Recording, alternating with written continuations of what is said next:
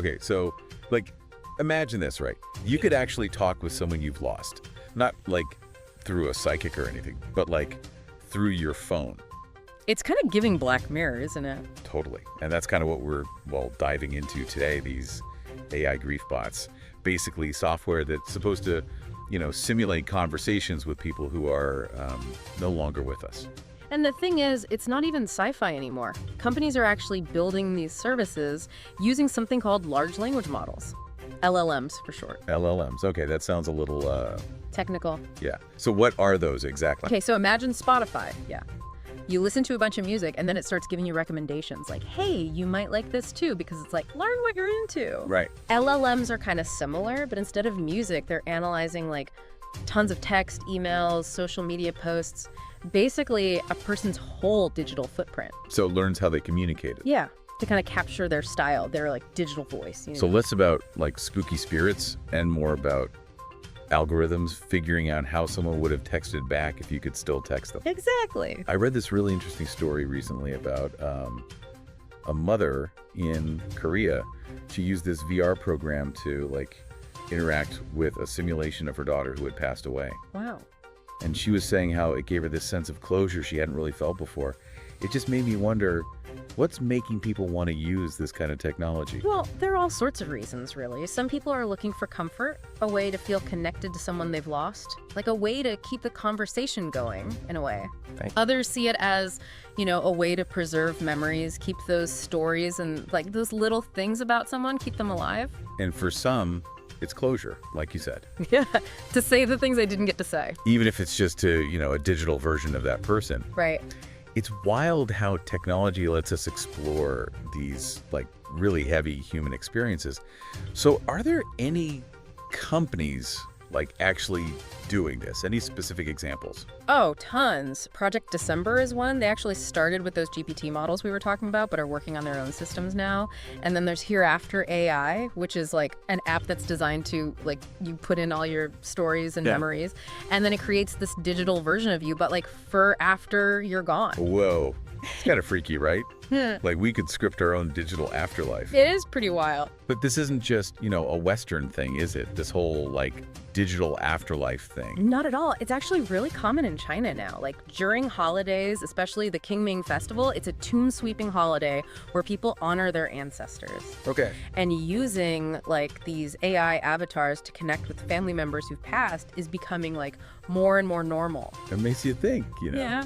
People have always tried to find ways to cope with losing someone, and tech always seems to be a part of that. Like, think about those old post-mortem photographs, the Victorian era. Yeah, those are a little creepy now. Totally.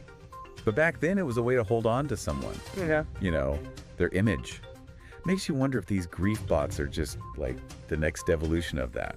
It's a good point. Like, we're using technology to, I don't know, soften the blow of death, bridge the gap a little. But this new wave, being able to, like, mimic someone and actually interact, that's a whole other thing. It's kind of, I don't know, it's kind of messed up to like have a whole conversation with a computer program instead of, just actually grieving the person. Well, that's the million-dollar question, isn't it? Like, is it healthy? Grief is a process, and I think there's a worry that these grief bots could mess with that. Right, like you get stuck. Exactly. People might start depending on these simulations way too much, holding on to this digital, like, ghost instead of actually dealing with the fact that the person's gone. It's almost like clinging to a voice message instead of letting go. Yeah. And there's also the risk of people neglecting their like real lives, spending all their time in this digital world instead of with their friends and family. And then there's that whole thing about consent. Like, can we even say someone consents to being like digitally resurrected? Totally. And what about the family? Right. Is it fair to them to like suddenly have this simulated version of their loved one just popping up? It's a whole ethical and legal mess, honestly. And right now, there are almost no rules about it. Some companies are trying to get ahead of it. Like, you can have a do not bot me clause. Really? Yeah. So you can opt out of being, digitally recreated, but it's still early days. It's like we don't even know what we don't know yet. Pretty much. But, okay, so then there's also the chance of these grief bots being used for like bad stuff. Yeah. Right? Manipulation. Unfortunately, yeah. Like I was reading about how companies could use them for advertising. Like the AI could recommend a product, but it seems like it's coming from, your dead grandma or something. It's really messed up. So messed up. Researchers are really worried about that, how companies might take advantage of people who are grieving. And then there's the emotional manipulation aspect, like using these things to influence someone, make them do something. It's like we're walking into a minefield, honestly. Yeah. Are there any, solutions, any way to do this whole thing responsibly? Well, there are some ideas being tossed around. Some experts think we should treat grief bots like medical devices.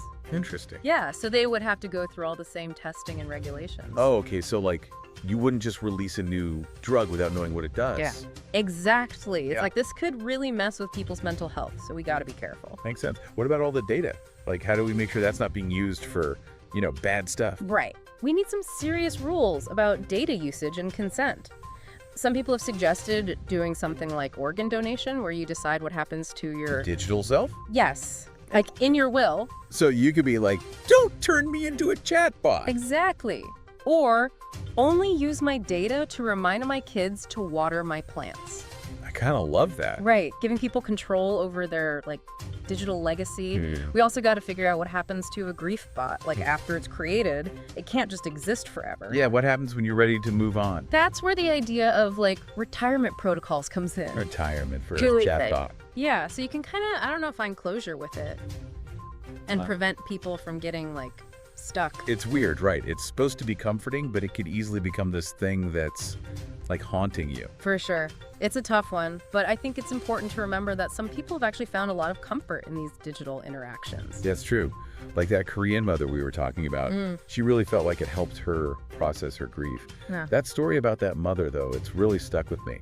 What was it about that VR experience that made her feel like she could, finally move forward? So this mother, her name was Jang Ji-sung, and she'd lost her daughter Nayeon to this really awful disease a few years before. And this VR thing, it let her interact with a digital version of Nayeon. They used old videos and recordings to make it. Yeah. Yeah, and what got me was it wasn't just about seeing her daughter again. It was she had this chance to say goodbye properly, something she hadn't been able to do. Nayeon got to, say things she couldn't when she was sick. And Jang Ji-sung could tell her daughter how much she loved her one more time.